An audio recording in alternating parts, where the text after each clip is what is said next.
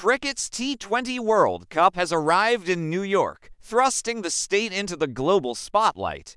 The United States is co-hosting the tournament with the West Indies this month. Although cricket is yet to endear itself to the American public, millions, if not billions, are expected to watch the tournament. Games are taking place in Florida, Texas, and New York with a temporary 34,000-seater stadium built in Nassau County on Long Island. It promises to be an unforgettable event, and hopefully for all the right reasons. Security is a huge talking point after a threat was made by a pro-ISIS group on the eve of the World Cup. A poster was issued of a hooded man carrying a gun with the date of India's game with Pakistan on Sunday, undoubtedly the biggest match taking place in New York. "You wait for the matches and we wait for you," the chilling image was captioned. The India versus Pakistan match is not just a game, it's a clash of titans, a battle that transcends the boundaries of sport. The two Asian teams share one of the most intense rivalries in cricket history, and every encounter between them is a spectacle. The temporary 34,000-seat stadium in East Meadow, New York, will be bursting at the seams, and millions more glued to their television sets, eagerly anticipating the outcome of this epic showdown. To put the game into context, the estimated viewership for the 2017 Champions Trophy final between India and Pakistan was 400 million. In comparison, around 123 million tuned in to watch the Kansas City Chiefs beat the San Francisco 49ers at Super Bowl 58. A spokesperson for the International Cricket Council (ICC), the sport's governing body, told Mirror US Sports last week that the safety and security of everyone at the event is our #1 priority. And we have a comprehensive and robust security plan in place. And it's fair to say the ICC delivered on that promise on Monday morning. That's when New York hosted its first World Cup game between Sri Lanka and South Africa. There was a huge security presence around the stadium, with police not letting anyone through without the right documentation. One cop, in no uncertain terms, told me I couldn't even walk on the park's grass while traveling to the heavily guarded media center. The NYPD is among the enforcement agencies helping Nassau County stage the tournament. Snipers were positioned around the stadium. Thankfully, no shots were fired while tanks lingered around. It was also impossible to avoid the helicopters buzzing above, perhaps the soundtrack to New York's World Cup games. There were only around 12,000 fans in attendance for Monday's event, but police aren't taking any chances.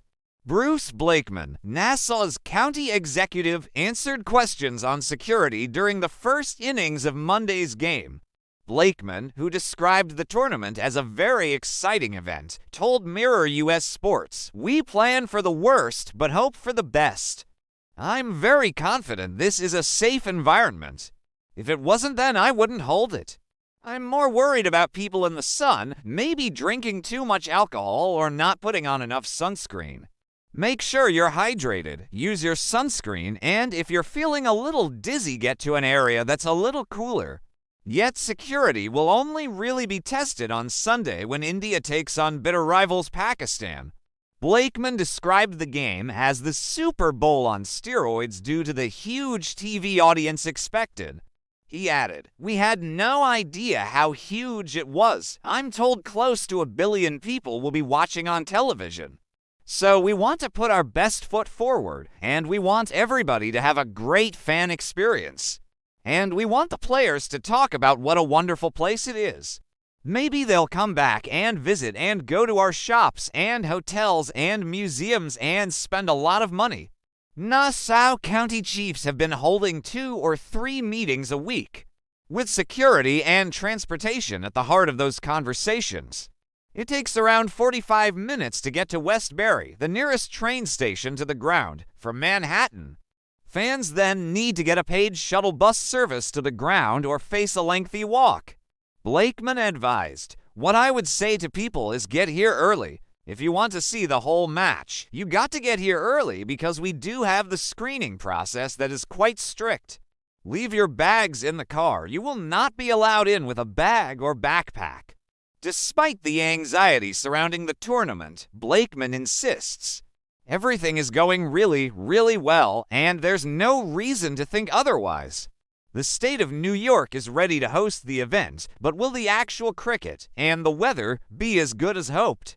Cricket can't be played in the rain, but the weather was glorious on Monday. Rules were explained through the speakers for any new fans.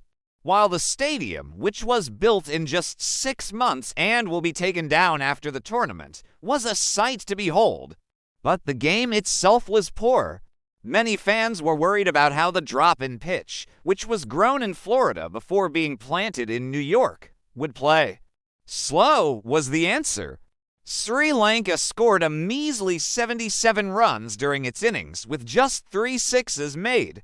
For any baseball fans wondering, a 6 is the equivalent of a home run. In comparison, the United States scored 197 runs in its win against Canada, plundering 13 sixes. If cricket chiefs want to attract a new audience during the World Cup, teams will need to score more than 77. Unsurprisingly, South Africa won, but not with ease.